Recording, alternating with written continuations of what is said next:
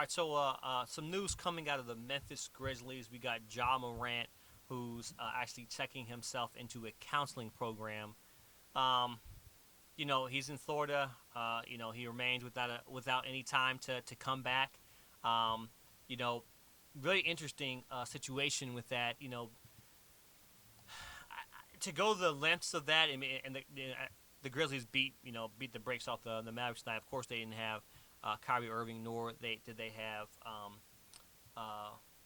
forgot what his name, Luca. But John Morant checks into a clinic. He pretty much said and described in his statement as to get help, work on learning better methods of dealing with stress and my overall well-being. Um, he's taking some time to leave from the team. He's only 23 years old. He came into the league, set the league on fire with just his explosive play. He was one of the one guy guys that some guys it's exciting to watch. One of the guys who are exciting to watch. Um, but I'm just looking at he posted a picture of him holding a gun like it was a tea kettle in an Instagram video. Um, he said that he takes full responsibility for his actions. He said, "I'm sorry to my family, my teammates, coaches, fans, partners of the city, Memphis, entire organization for letting you down. I'm going to take some time away to get away to work on learning better methods and dealing with stress and overall well-being." Now, this is something John Morant actually has stated before, that he's had this kind of mental health issue where he's kind of finding himself. He needs support. Nike stood by John Morant, and they said, "We appreciate John's accountability and that he's taking the time to get help he needs." The statement read, "We support his prioritization on his well-being." Now, he just signed with a 5-year, $231 million contract extension, which is guaranteed in the NBA with Memphis. Now, how do I look at the situation? I mean, I don't know. This is a guy who has a wife and kids, or a girl and kids, at home. Our daughter at home. He's out, after away games, I believe after a loss. Um, you know, Doing whatever. And I've had multiple conversations with my friends about this situation with Ja Morant, how to approach it, and you can't judge a guy off of one situation. I'm glad he's getting help. I'm glad he's getting the help that he needs, but it's a situation that I mean, I hate to say it, that other people live in. I think the fact that a lot of us were alarmed by is just the support that he's had from his father, his friends, etc. I think that we have to look at who's supporting him, who's there for him. His father helped him train. If you can go on YouTube and just search Ja Morant with T Morant, Ja Morant father training, and there's countless videos of him training with him, just putting work in. His father is, believe it or not, is a really good trainer. So he has that support system. He has that people around him. This is what he chooses to listen to.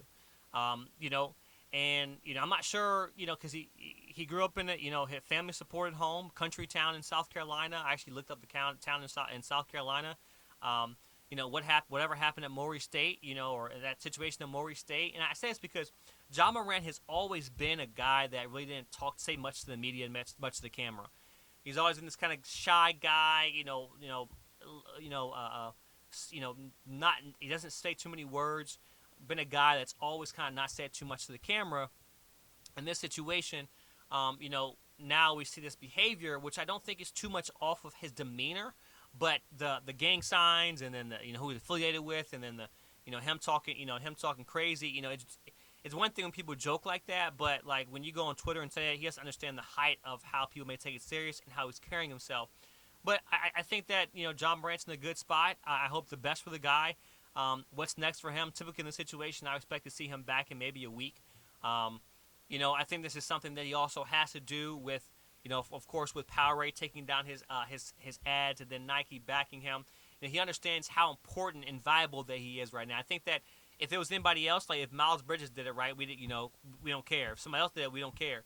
But the fact that it is Ja Morant, who a lot of people look up to. A lot of people see as a face of this league and the future of the league, and he's doing this is something that, hey, look, the NFL has the NFL sorry the NBA is a brotherhood, different from the NFL. If you do something in the NFL, typically you're on your own. With the NBA, it's a brotherhood. They bring people up. I'm sure he got messages from vets. I'm sure he got messages from current players supporting him, letting him know, like, hey, look, we're here for you, blah, blah, this, that. That checked him. And I think he's listening to it. It's just him resisting his urge to live a certain lifestyle that he's in versus the lifestyle that he wants. And the lifestyle that he wants is the lifestyle that's desired by a lot of people.